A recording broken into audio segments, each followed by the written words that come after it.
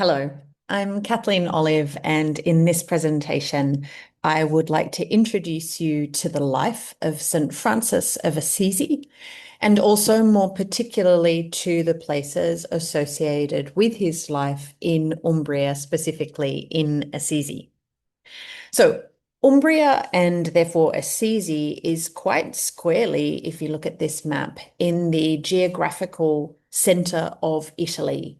The town of Assisi kind of spills down the low foothills of a mountain that is part of the broader mountain chain of the Apennines. So you can see the Apennines in the distance of this image, and closer to us in the foreground is Monte Subasio, a very proud mountain with a flat top, very good for pastures, as you might imagine. And then Assisi, you can see to the left in the distance, kind of crowded along the bottom of the hill. So Assisi is a hill town, as you can see from the other direction in with this angle. You can see that Assisi lies up in the hill, but it is underneath an even higher mountain, which is the mountain of Subasio. And as I said, that mountain was used for grazing of sheep. It was good for pastures. And so Assisi, by the Middle Ages, had, like much of the Apennines, a strong association with the sheep industry and all of its associated industries, particularly the textile industry, which is quite important for the history of St. Francis.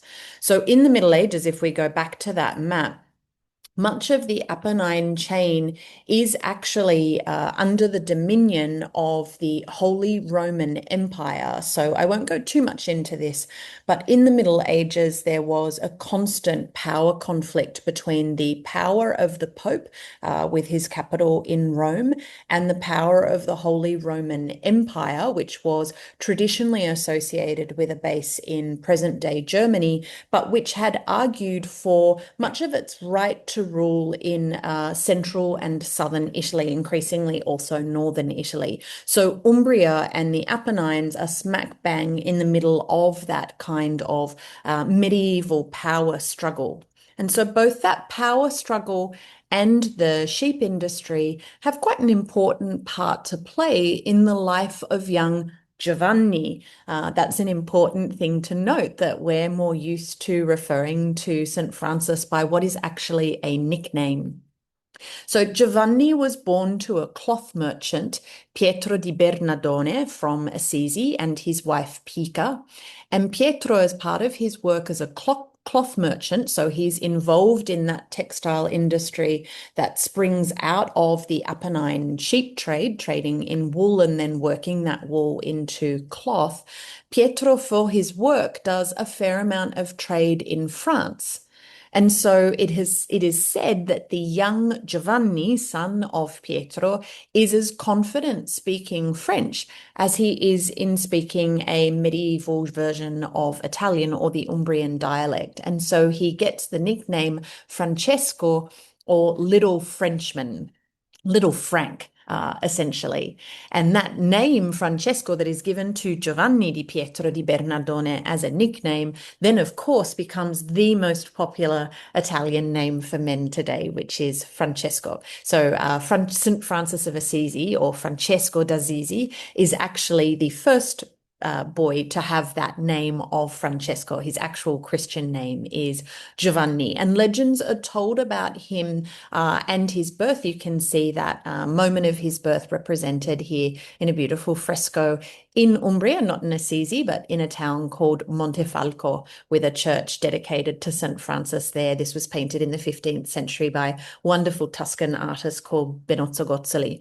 So there are legends associated with the birth of St. Francis, kind of miraculous events that start to take place from the time of his birth and into his childhood. And this is very standard for the life of a saint. So when we have saints' lives, we're generally told that they start to show their sainthood, their saintliness from very early on in their life. And we have a representation of that here by Benozzo Gozzoli.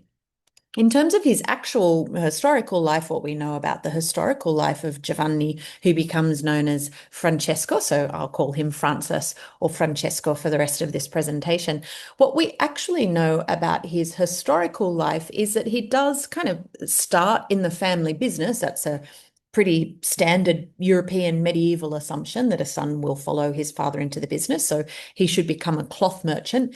But we know from his own account and from accounts of his life, which are written while he's still alive and then are, of course, enlarged and embellished after his death, becoming what's kind of known as a standard vita or saint's life, the kind of document that is used to argue for your sainthood posthumously. We know from all of those accounts that Francis, as a young man, is actually much more interested in spending the result of his father's hard work. So he's described as having quite a dissolute life as a young man. He gets up to all of the kinds of things that reasonably well-educated and reasonably moneyed middle-class Italians living in central Italy got up to, if they were men, of course, and that is things like being interested in fine clothes, running around with a group of similarly disposed young men in your town, wreaking a little bit of romantic havoc, breaking some hearts, carousing, and showing your softer, more sentimental and educated side by composing songs. So we know that Francis was quite highly thought of in Assisi for the ballads, let's say, in a kind of a French chivalric style that he was known for composing. But in this period, as I said, much of central Italy in the early late 12th and early 13th century, which is the time of Francis's youth, is embroiled in factional conflict between the forces of the Pope and the forces of the Holy Roman Emperor, who at the time of Francis's youth is an equally fascinating, equally important person with a seminal impact on medieval European history, and that's Frederick II of the Hohenstaufen dynasty. And Francis, as a young man, is actually expected to fight in one of the endless factional wars that are taking place across the present day region of Umbria. And while doing so, he's actually captured and held as a prisoner of war in a town called Collestrada, which is not very far at all from Assisi. There's a battle there that he's involved in as a young man, and he is captured by Frederick II's forces and held as a prisoner of war. This was quite standard. If you were a young man who'd been essentially conscripted to fight in one of these factional conflicts, if you were captured, you wouldn't be killed. You were much more valuable alive because it was rightly assumed that your family would raise the funds to pay a ransom for you. So you're a type of a political hostage. And we know that Francis is taken political hostage during this battle. And the time that he is in prison waiting to be ransomed by his father is quite important to his development. He's not shown much interest in the spiritual dimensions of life until this point in time, but he has what we could essentially describe as a road to Damascus moment while he's in prison in Collestrada. And he receives a vision in which Jesus appears to him and says to him, "My house is in danger of collapsing and I need you to restore it." And Francis interprets this vision quite literally. He knows that on the outskirts of Assisi is a little chapel dedicated to the local saint San Damiano. And he knows that that chapel has fallen into ill repair. And so he has this vision of a crucifix that, says to him when he is praying after being freed, he goes to this chapel of San Damiano, he prays there.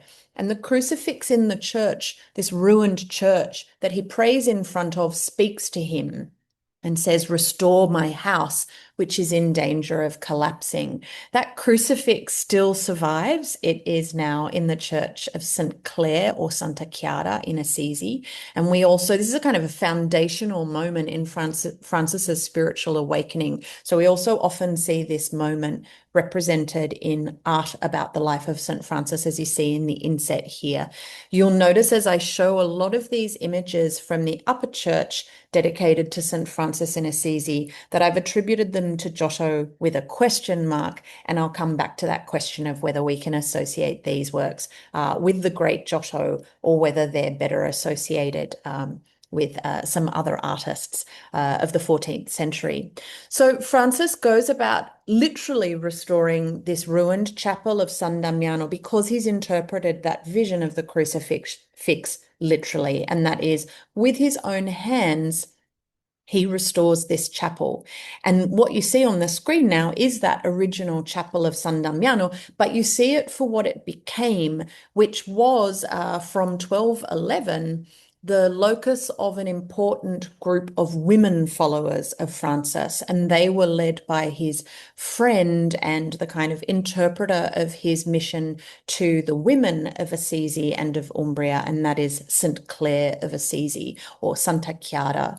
So this church of San Damiano was further extended after Francis's work from 1211 in order to accommodate a group of women followers of him led by St. Clare, and they led a cloistered life, or they lived in clausura here in this monastery, which you can still visit. By the late 13th century, by 1260, this small property that you see here and here was actually too small for the poor Clares, as they became known after their leader, Clare of Assisi, and they moved back into the central city of Assisi itself.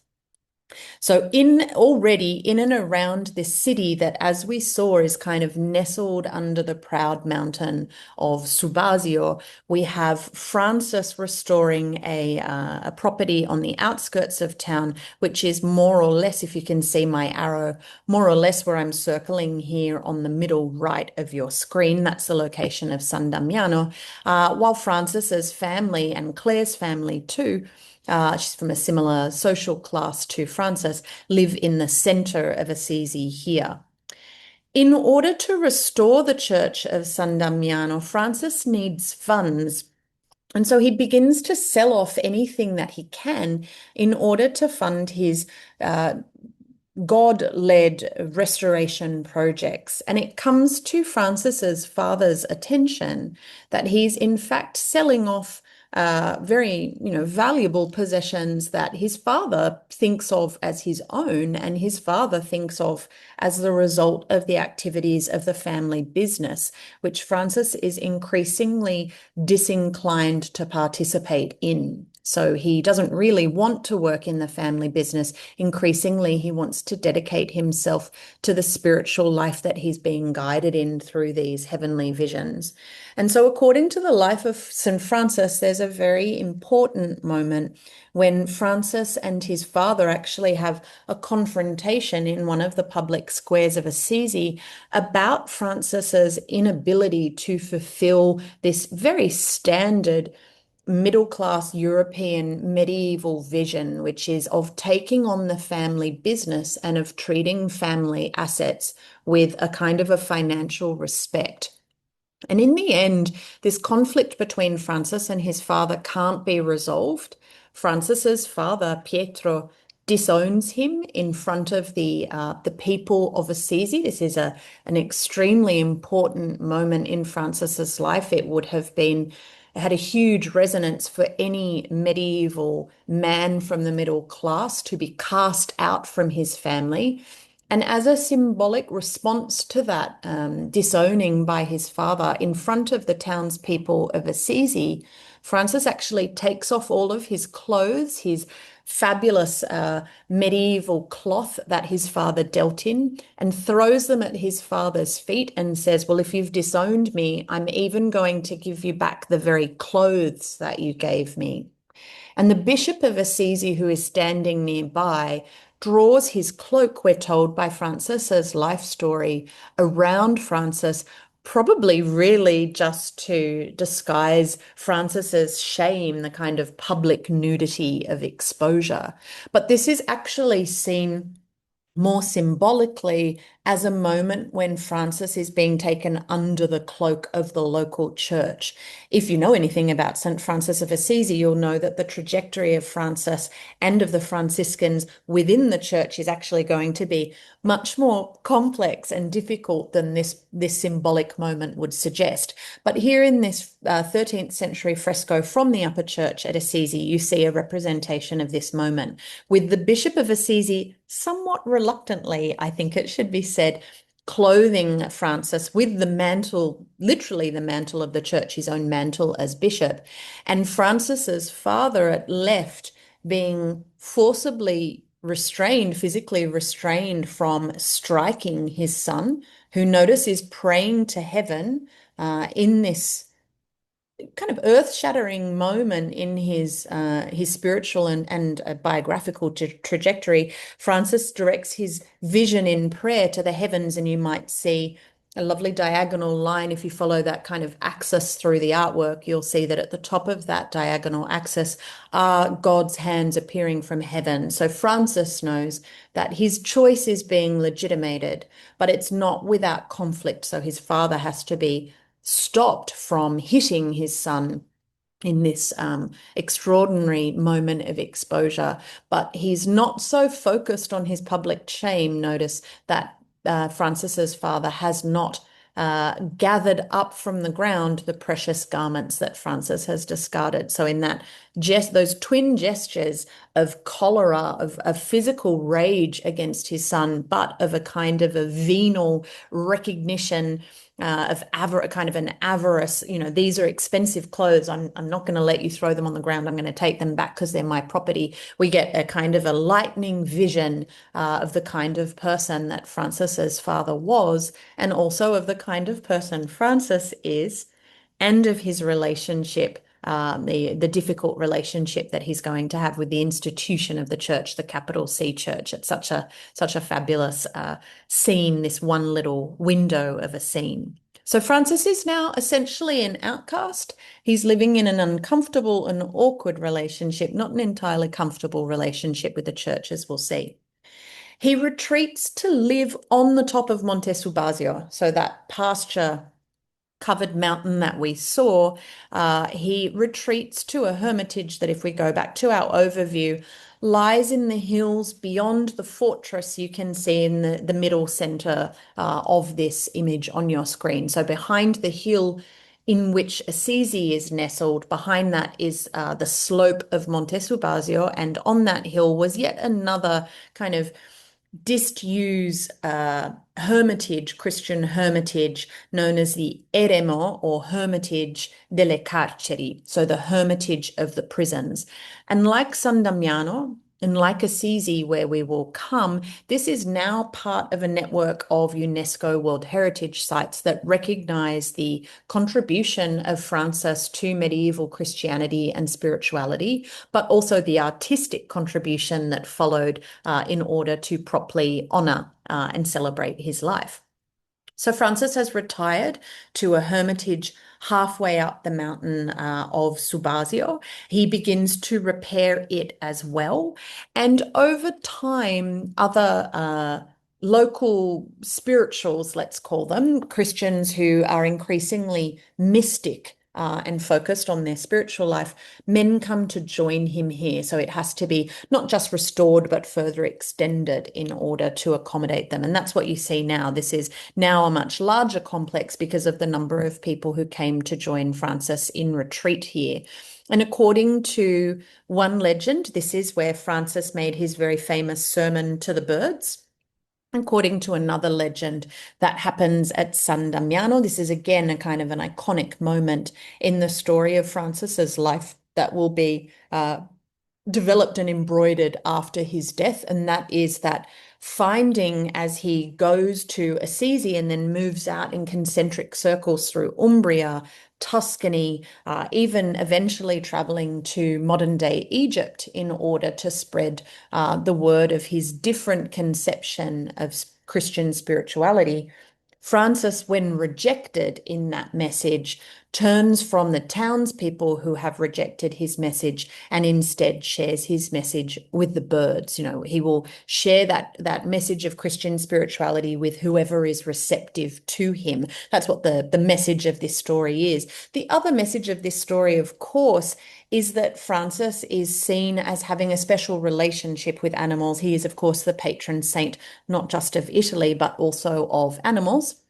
There's that beautiful Catholic ceremony of the blessing of the animals on Francis of Assisi's feast day, which continues to this day. Always a lovely tradition, I think, when we have dogs in church. I think that's never a bad thing. And so there's this other association of Francis with animals as a result of this iconic moment in his hagiography, which is his preaching to the birds.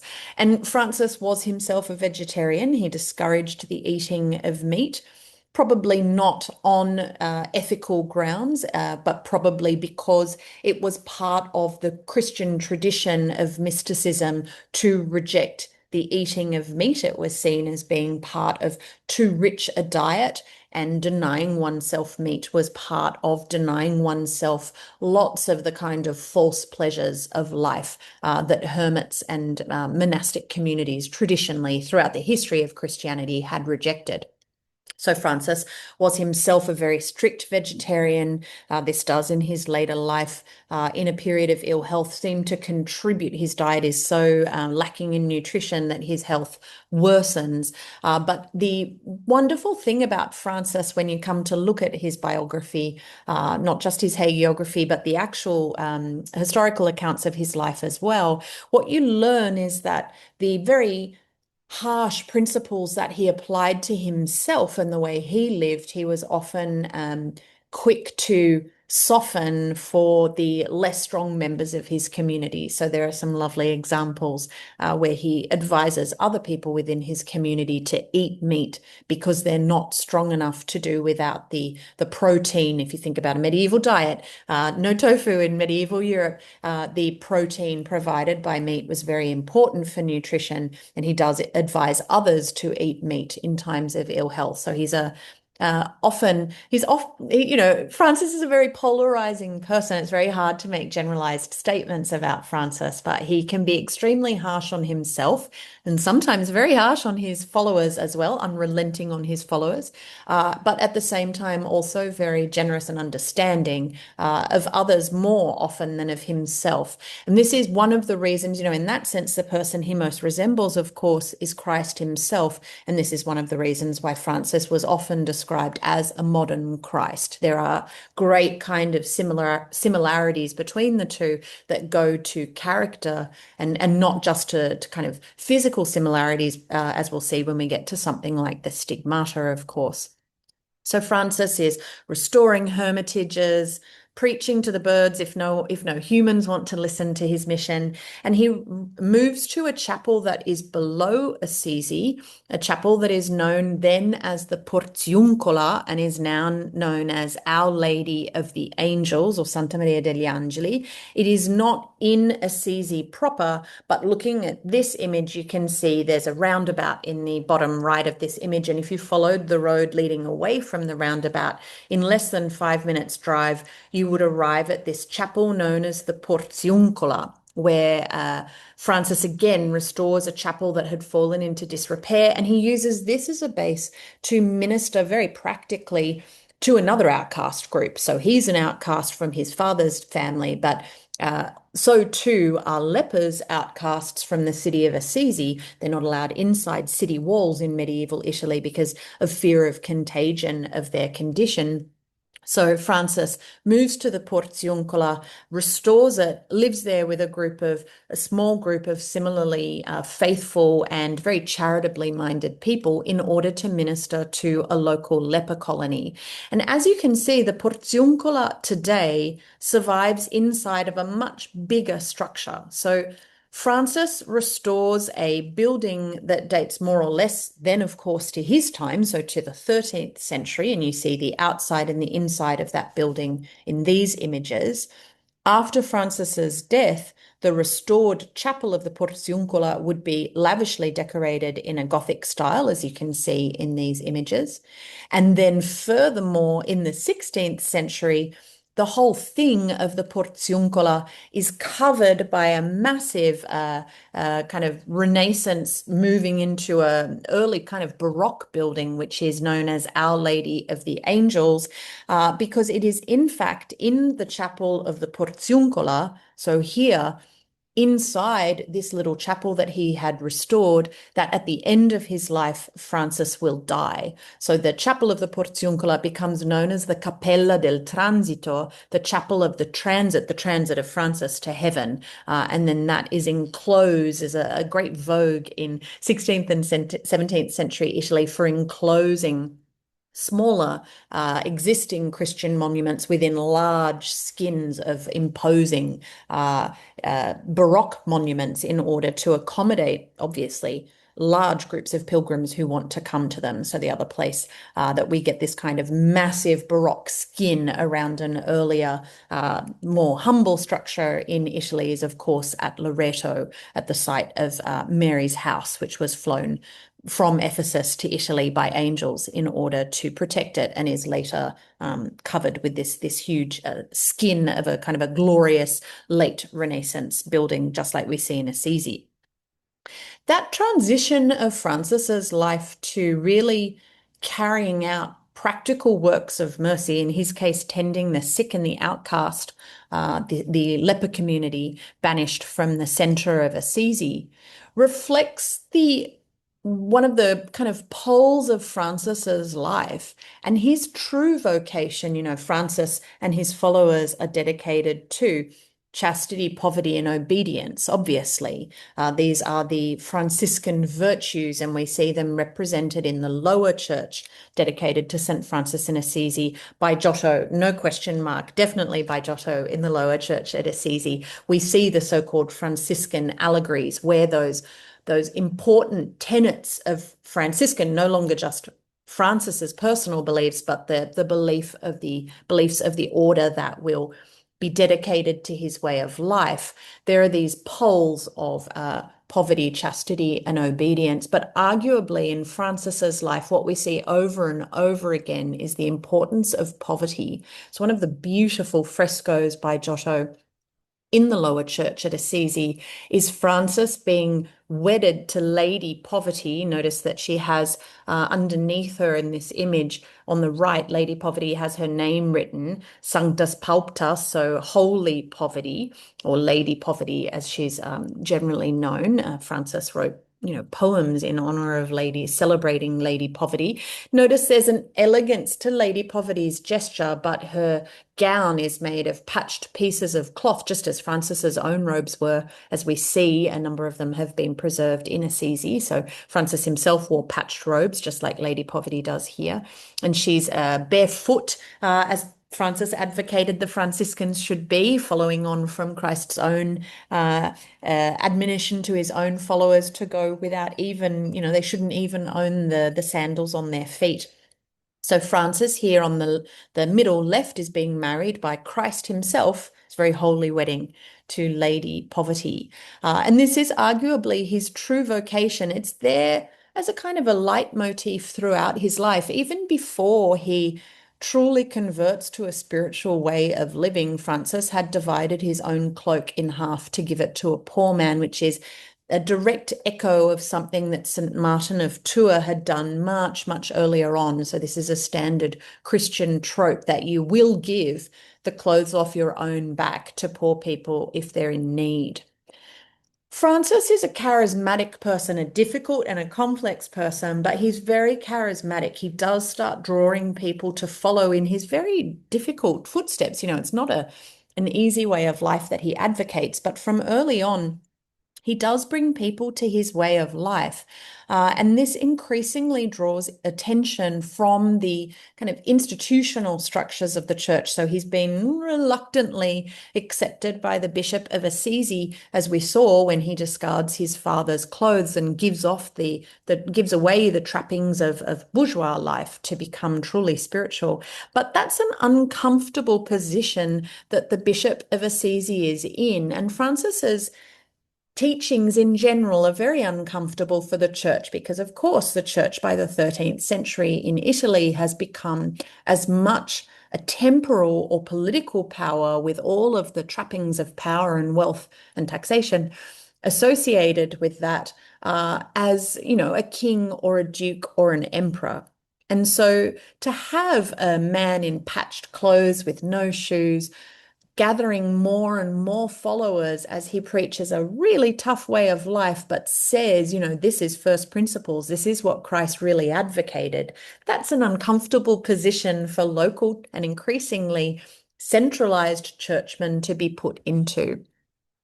Francis is advocating for a return to the core mission of Christ.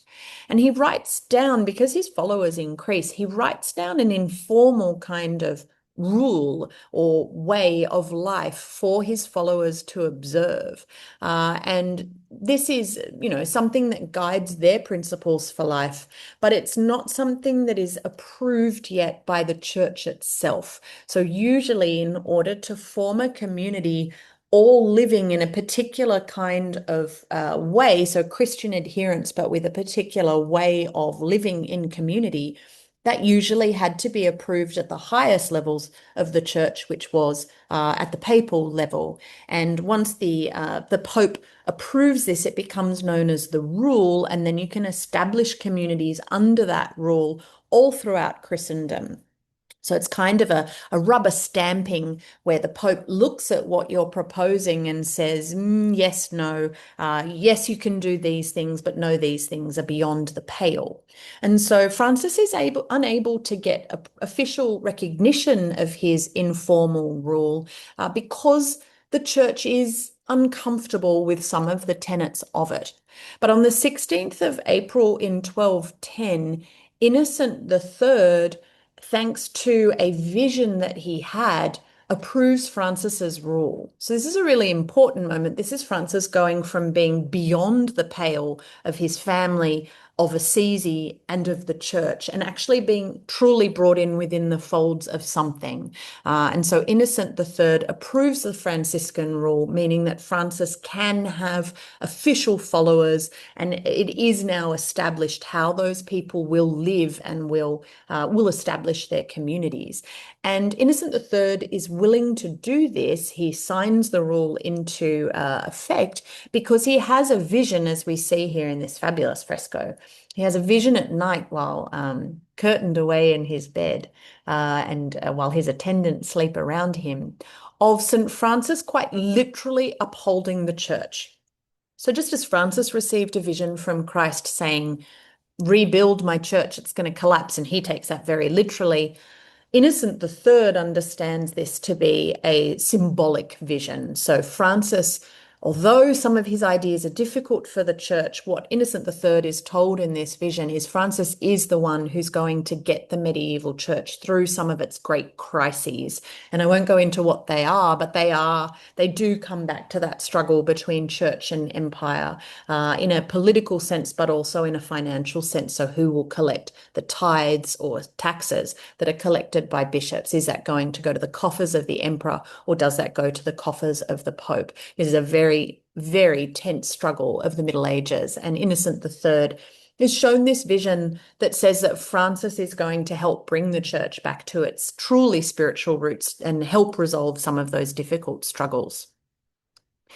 So this is the beginning then, when the rule is confirmed here, we see Innocent III giving literally, because the rule was quite literally pieces of paper, he quite literally is handing over the pieces of paper of the rule to Francis, saying that now Francis can be a legitimate apostle of this way of life. He can legally preach, he can legally encourage people to turn to his Christian way of living, he can publicly encourage followers, but this doesn't resolve all of the issues for the early Franciscan order. So we can now start to talk about the Franciscan order that's been approved with the rule that the Pope has handed down. What's not been resolved is that Francis's followers aren't priests. They're not ordained. So they're members of a monastic community, they're brothers, but they're not necessarily priests. They can seek ordination, so they can become priests, and that means they can administer the sacraments, they can baptize children, marry people, give Holy Communion, administer the last rites, hear confession, all of those sacraments of the church. They can do that if they get ordained as priests, but they're not automatically priests. So they're brothers rather than priests. And they don't yet have a structural relationship to the papacy. So they can live in a community in a certain way, but their structural connections within the church, capital C, are not clear. So they remain institutional outsiders, and they remain institutional outsiders for quite some time. As I've also foreshadowed, communities of women are also trying to follow Francis. In the beginning, the community is mixed, but there's always this medieval fear that by mixing men and women in a community, there will be licentious and lascivious behavior. So the communities are then divided, and Clare becomes, after 1212, the leader of the female followers of Francis. So the male followers of Francis who take on the rule and join the order become known as the Brothers Minor, or lesser brothers, the Friars Minor. They preach, so they're preaching brothers of Francis, or Franciscans, as we tend to call them today. And the women become known as the followers of Clare, or therefore the Poor Clares, because they too are following this ultimate rule of poverty. And we see here in this image the 14th century church of Clare of Assisi, the church of Santa Chiara, named for her, that is a twin pole in Assisi. So in the town of Assisi, which gave us these two very important saints and two kind of founding leaders of the Franciscan and the Poor Clare orders, we have in Assisi itself twin poles dedicated to them. So at the extreme left of this image, you have the gigantic double basilica of dedicated to St. Francis, burial site of St. Francis. And at the extreme right of the town of Assisi, which you maybe can just see the spire at the extreme right of this image, where the town of Assisi peters out and just becomes beautiful olive groves on rolling hills, we have the church of St. Clare, or Santa Chiara, dedicated to St. Clare, burial site today of St. Clare, the female founder of Francis. So things are kind of developing and moving along. Francis's mission spreads further than Umbria and Tuscany, the two main places he's been preaching at this point in time. And he starts to travel more extensively. He goes up to Venice, sets sail from Venice on crusader ships, and ends up in, as I said, North Africa, where he has quite an interesting encounter with the Sultan of Egypt. He's gone there with the goal of either converting him or ending the Crusades. Neither one comes off, but the Sultan of Egypt is very impressed by Francis because he agrees to undergo a trial of fire, as we see here. So the Sultan of Egypt summons his wise scholars of Islam and has Francis and the scholars debate. And at the end of the debate, Francis says, look, let's resolve this here and now. Let's see whose faith is stronger. I'll walk across fire to demonstrate my faith. If your Islamic scholars will similarly join me in a trial by fire to demonstrate theirs. So that's what we see in this scene. Perhaps fortunately for the soles of Francis's feet, he's not called on to test his faith in this way, because the scholars of the Sultan of Egypt decline to participate in the trial by fire, which is the scene that we see here again from the upper church at Assisi. Probably in terms of the life of St. Francis, which is dedicated to, firstly, a life of renunciation and of assistance to others, But increasingly, after the establishment of the rule to administration of a growing order, and this is something that really troubles Francis, his heart remains with helping people and with a life of personal renunciation. He didn't get into this caper in order to lead a large organization, which is what the Franciscans are becoming. Again, you can hear parallels there with the life of Christ. Francis remains committed to the core vision, but ends up as the CEO of an order, essentially. And so, as his life increasingly becomes about things that were not the reason why Francis dedicated himself to this life, at the same time, his health deteriorates. His health partly deteriorates because of the extreme life of renunciation that he's led. His health also deteriorates because while in North Africa, he appears to pick up an eye infection. And by the end of his life, he's essentially blind, at least in one eye. So he becomes just constantly, whatever is going around, he picks up because his resistance is so low, and his eye infection never clears. So he's in increasingly an extraordinary amount of pain. I find it quite difficult to talk about this because of the dedication that Francis has to this quite extreme but well-intentioned way of living. And a crucial moment for the historical Francis, but a very crucial moment for the spiritual Francis, is when he decides, he needs a break from running the Franciscan order, and he takes himself to a mountain hermitage in Tuscany called La Verna. And he decides that just with one companion, Brother Leo, he's going to take some time away in spiritual retreat and pray and bring himself back to his core principles. And while he is praying at La Verna in Tuscany, he receives a vision of a man, a winged seraph, a kind of an extraordinary heavenly creature who leaves on Francis the same marks of suffering that Christ himself was marked by. So today, the site of the hermitage at La Verna is now dedicated to this moment of Francis receiving what we call the stigmata. And you see an image of that hermitage here. But the kind of iconic representation of this moment comes from the cycle of frescoes dedicated to the life of St. Francis in his own basilica in Assisi. And that is this representation of the scene here, where you see Brother Leo, who is described in the story, which he writes, and notice he's writing that in this image. Brother Leo is at a little bit of a remove to Francis, again, echoes with the life of Christ and Christ praying in the Garden of Gethsemane, accompanied by three companions, but somewhat at a remove. So Leo, somewhat at a remove, understands that Francis has had this heavenly visitation of a winged seraph. And we see here kind of laser rays coming out of the seraph's own body. And from the corresponding parts of the seraph's body, Francis is himself wounded in those same places. So what we really have to understand in a symbolic way is that the winged seraph, that vision, is Christ himself imposing on Francis corresponding wounds. So wounds in his hands, wounds in his feet, wounds in his side. What we now call, because of this, we now call these the stigmata. Those wounds never heal. They never go away. They're with Francis to the end of his life, and they cause him great pain and great physical suffering. He's already very unwell, and this experience just intensifies his physical suffering. He never really broadcasts in his own lifetime the fact that he has received the stigmata. I think that's quite important, whether or not you accept Francis as a significant historical figure, which is how I think of Francis, or whether you think of Francis as an extraordinary saintly person, which is the other kind of dimension of Francis's life. I think it's so important when thinking about his impact and thinking about medieval spirituality in Europe, but particularly in Italy, and how that then manifests in art.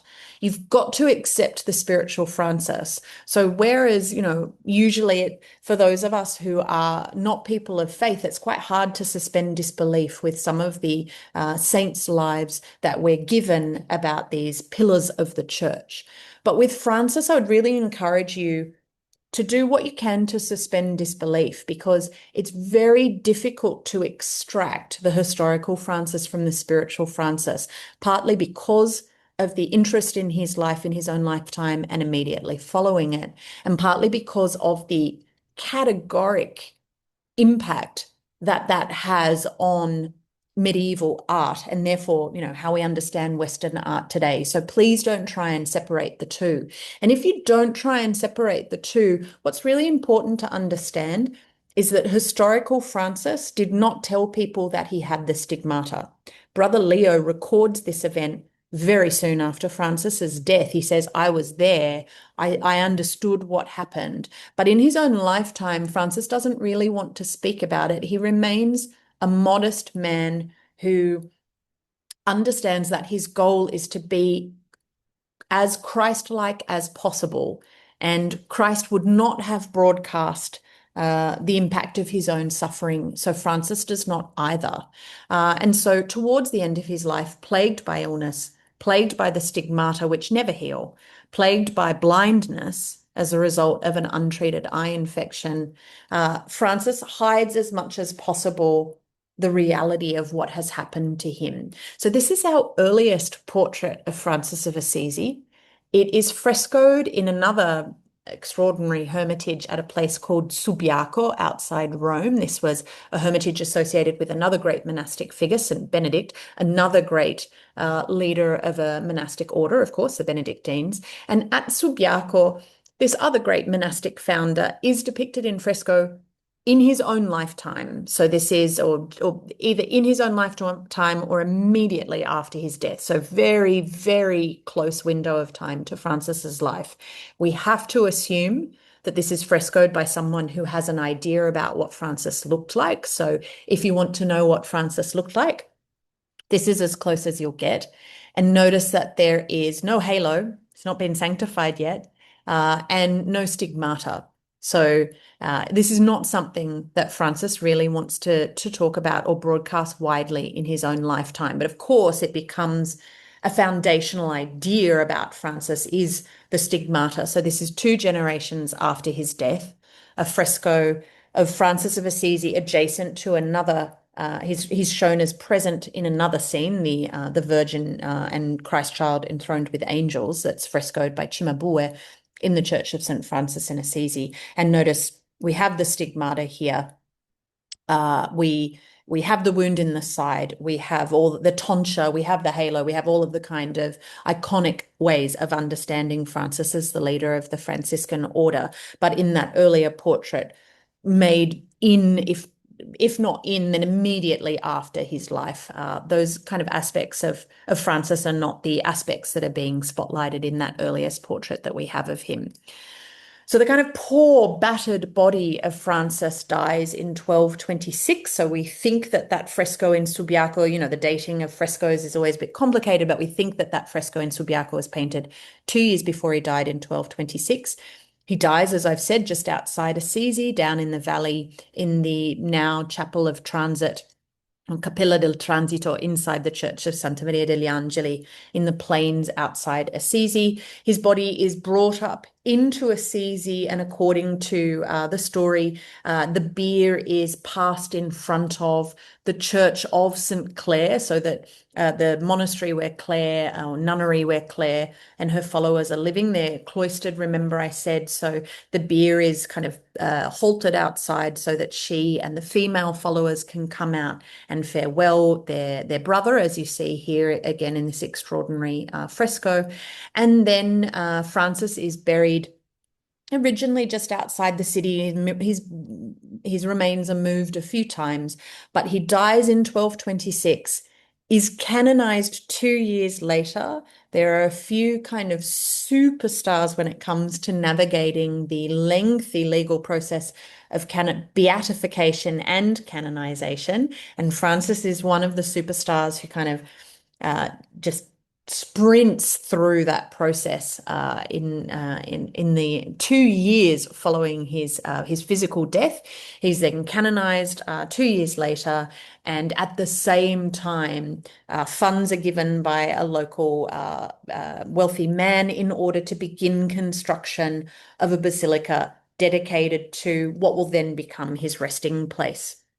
This is the extraordinary twin basilica of San Francesco in Assisi. So it bears Francis's name, and it's a twin basilica because, as I've been saying, there's an upper and a lower church to this basilica in Assisi. Still today, an extraordinary site of pilgrimage. But because its construction happened so soon after his death, immediately became the center for medieval pilgrimage and therefore attracted lots of funding and lots of fantastic artistic commissions. It became a humongous superstructure over 2 levels. Arguably over 3 levels, because at the very base of the basilica is the tomb of Francis himself, encased within the very hill of Assisi. If we return to our earlier image, you'll see that the Basilica of St. Francis, which is at the left middle of this image, is part of the hill. Francis was originally buried in a cemetery on the outskirts of town.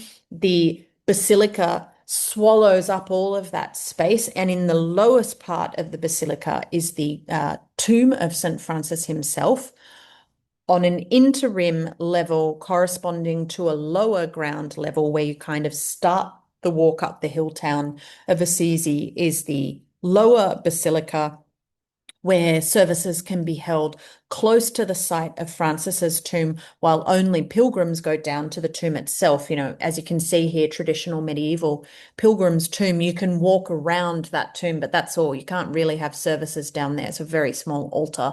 You wouldn't be able to accommodate all the people who want to participate. So there's a pilgrim's space at the tomb, which is, you know, very much the pillar that supports the entire church.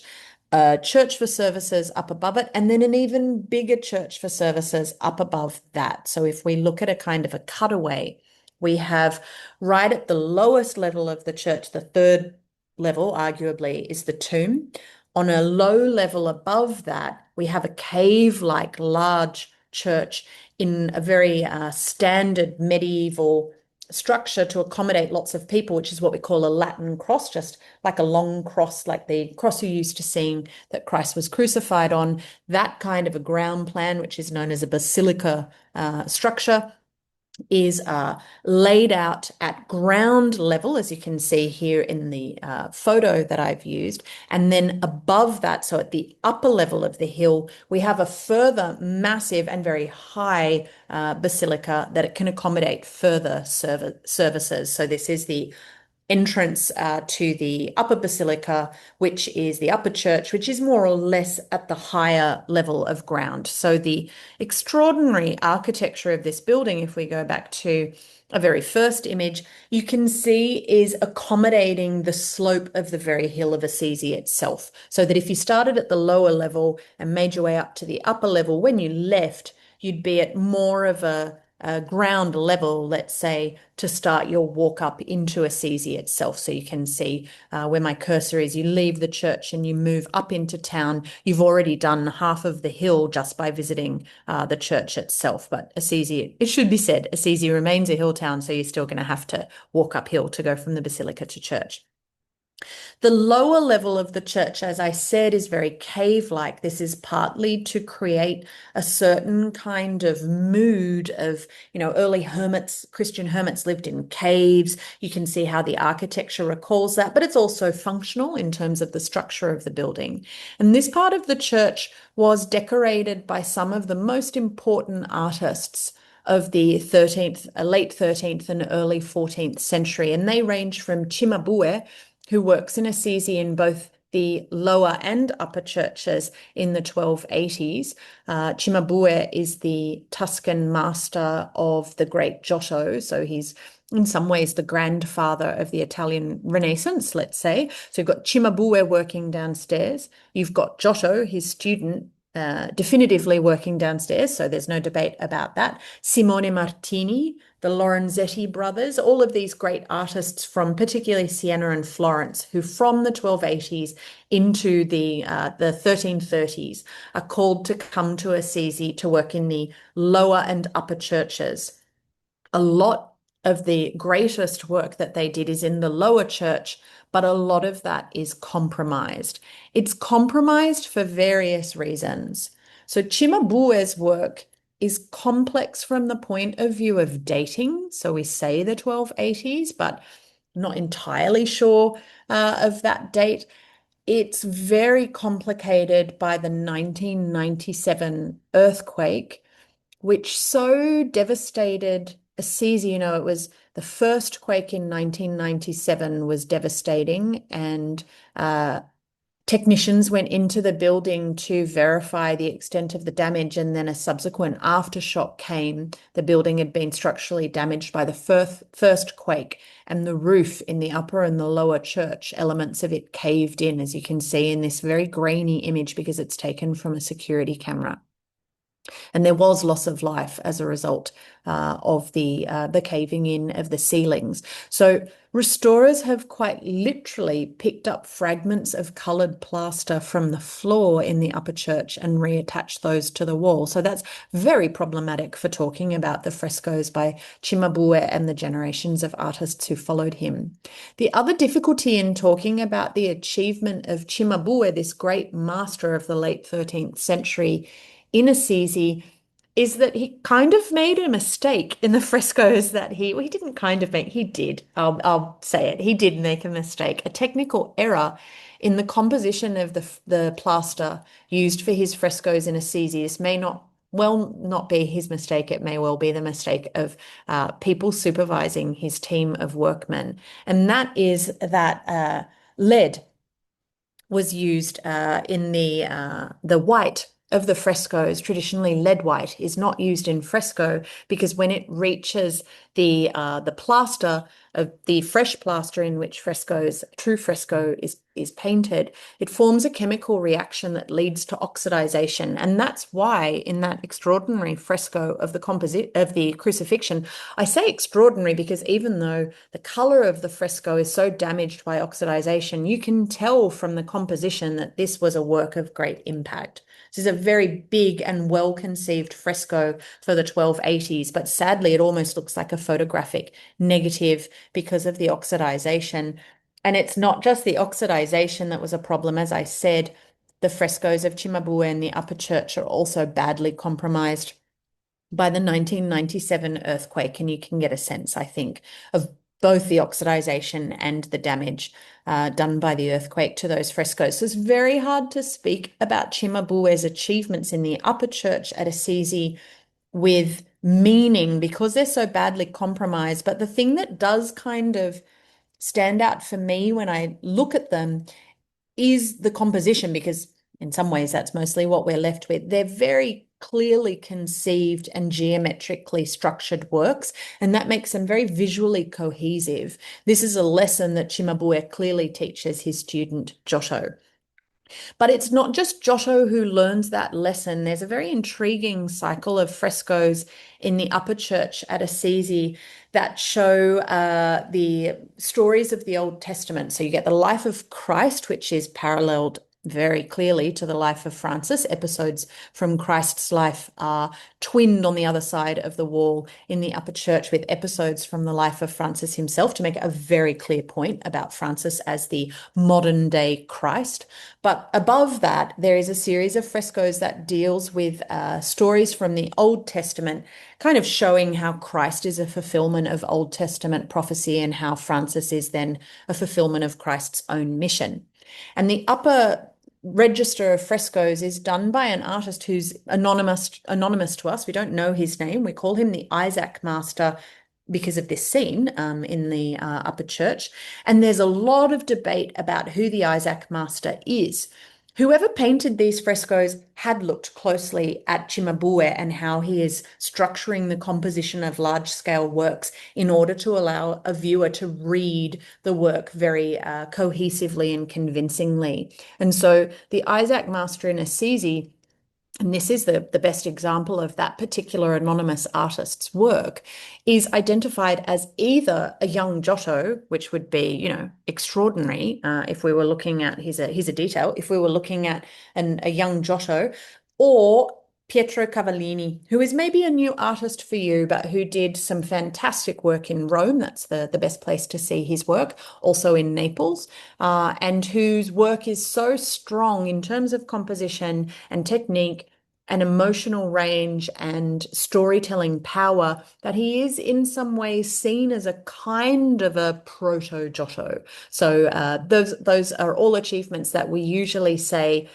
kick off the Italian Renaissance thanks to the contributions of Giotto. But the more we look at the Isaac master in Assisi and debate whether that's a young Giotto or Pietro Cavallini, we have to start changing how we think about Giotto's contributions. So the work of the Isaac master in Assisi might be new to you, but is a really important part of how we tell that story about medieval Italian art becoming something new, becoming what we will call a Renaissance style. Here's a shot of the Upper Basilica to give you a sense of how it works. So on the lower register of frescoes, you can see that we've got pretend tapestries on the base of the fresco. Above that, very large, almost life-size scenes that parallel the life of Christ with the life of Francis. And then above that, stories from the Old Testament. On the right in this image, you can see the scenes of the Isaac Master. So this is an extraordinary space to be in. Just the upper church at Assisi is something that we would celebrate for its contributions to Italian art. And then remember that downstairs there's more work again. Now that lower narrative set of running stories about Francis's life in particular, with above it the life of Christ and the Old Testament stories, that set of frescoes is really strongly debated in terms of their author. Now, Italians, following in a grand tradition from the 16th century that was kicked off by Giorgio Vasari, the father of Italian and arguably Western art history, he says that those stories, those large, almost life-size frescoes telling the life of Francis in the upper church at Assisi are by Giotto.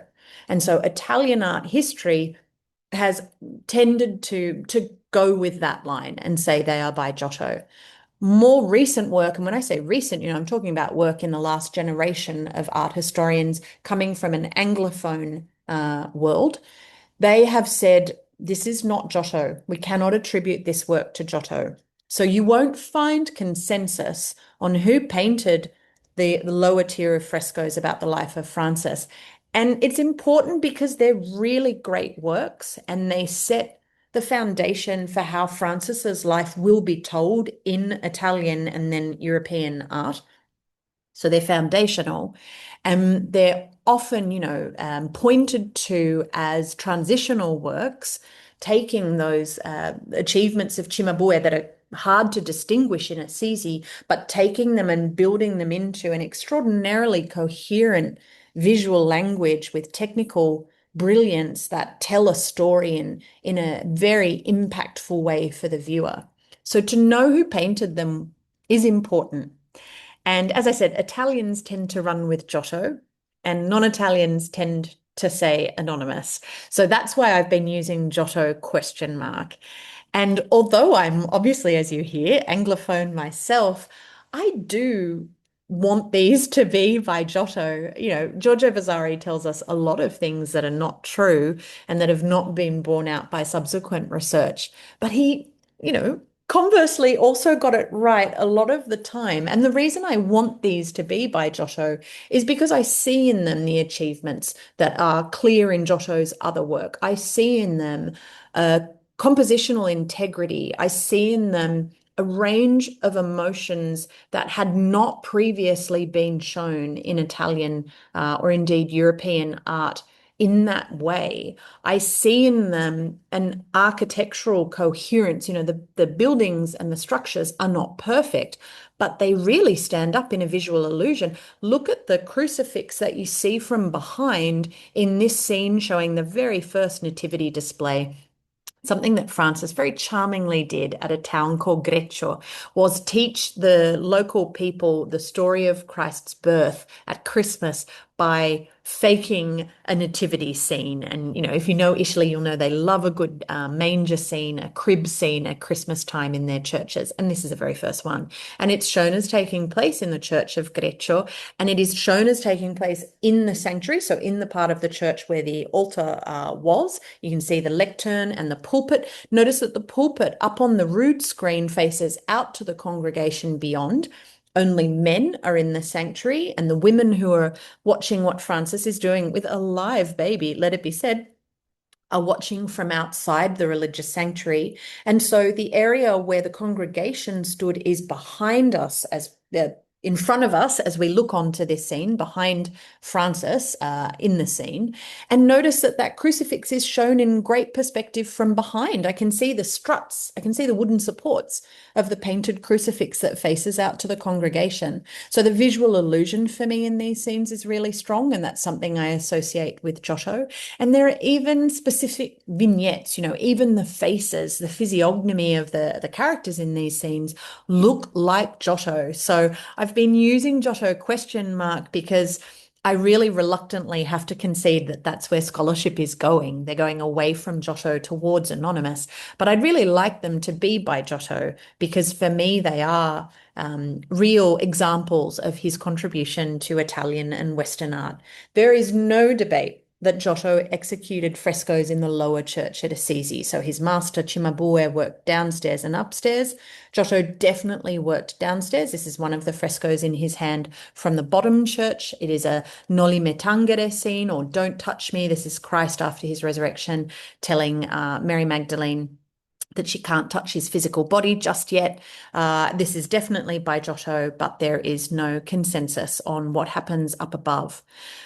Giotto and Cimabue are only the earliest of the great dynasties of artists to work in Assisi, inarguably, the best work in Assisi in the Basilica of St. Francis is done by artists from the Florentine and Sienese schools. Representing Florence, we have Cimabue and Giotto, and representing Siena, we have Simone Martini and the Lorenzetti brothers. This is a scene by Simone Martini frescoed in the lower church, showing St. Martin of Tours being knighted. Remember, I said to you, Francis gives his cloak to the poor man, just like Martin of Tours had done well before him. And Simone Martini makes that point downstairs in the lower basilica by showing a scene from the life of St. Martin, a kind of a proto-St. Francis. I love this scene because of the jesters who are on the right. Notice the man playing the double recorder or the double flute and the man playing the lute. Look at their clothes, their fabulous silken brocades on the left. The amazing pointed hats, and then the kind of parti-colored clothes of the performers on the right. It's a fabulous chivalric scene. This is not really the taste that we had in Giotto question mark up above. Giotto question mark up above is what we would call a naturalistic artist. He wants this scene to look as much like real life as possible. Arguably, Simone Martini wants life to look as good as possible, which sadly it rarely does. We rarely look our chivalric, courtly, and elegant best, but we would if we were in a fresco by Martini. That's the kind of style he popularized and which spreads in a kind of a chivalric vein throughout France because of his association with the papal court in Avignon. The other great Sienese artists working in Assisi, as I've said, are the Lorenzetti brothers, and this is an extraordinary Last Supper scene by Pietro Lorenzetti. Pietro and Ambrogio are the two Lorenzetti brothers. Pietro's life from memory cut short by the Black Death of 1348. I say extraordinary because you can see here Lorenzetti is grappling with those felt innovations of Giotto question mark upstairs. And I said that there was an architectural kind of a visual integrity to the buildings in Giotto question mark. And there is in the work of Giotto as well. So in works that we know are by Giotto, he's the first artist really in Italy to get back to a kind of a visual, spatial integrity, something that had not been privileged by successive generations of art, was privileged in ancient Roman art, but then becomes less important for various reasons. And Giotto returns to that idea that if I'm looking onto a scene, it should stand up. It should have a spatial relationship that makes sense. And I love how Lorenzetti does that here. It's not perfect. I'm looking down onto the table of the Last Supper, but up to the ceiling above the table. And sadly, if I look down onto something in real life, I can't see up to what's above it unless I lift my head. Whereas Lorenzetti here gives me both perspectives simultaneously, which, is not yet possible. On the left, where the servants are washing the dishes and the dog and the cat are having a go at what's left over from the Last Supper, which is a very charming detail, notice that that is seen from a different angle again. So it's not entirely faithful to how I look on a scene. I get three perspectives simultaneously, which is not really how my vision works at this point in time. But it's still coherent. And I say it's coherent because look at those bodies so perfectly sitting on the benches at a round table. So Lorenzetti also gives me a scene in the round and he shows me people from behind and their anatomy looks very correct. They really look spread out and their weight centered on those benches. And notice how he shades their robes as well to give a sense that light is hitting some parts of their bodies, but other parts of their bodies not so much. So, the shoulder might be very light in tone and the hip might be more saturated in tone to give a sense of light traveling through space. I mean, it's extraordinary. This is 1310. We haven't had the 15th century revolutions of perspective in Florence that are still going to come with people like Masaccio and Brunelleschi and Donatello. So the work in the lower church at Assisi by these cutting-edge Florentine and Sienese artists is an announcement to us of what is going to come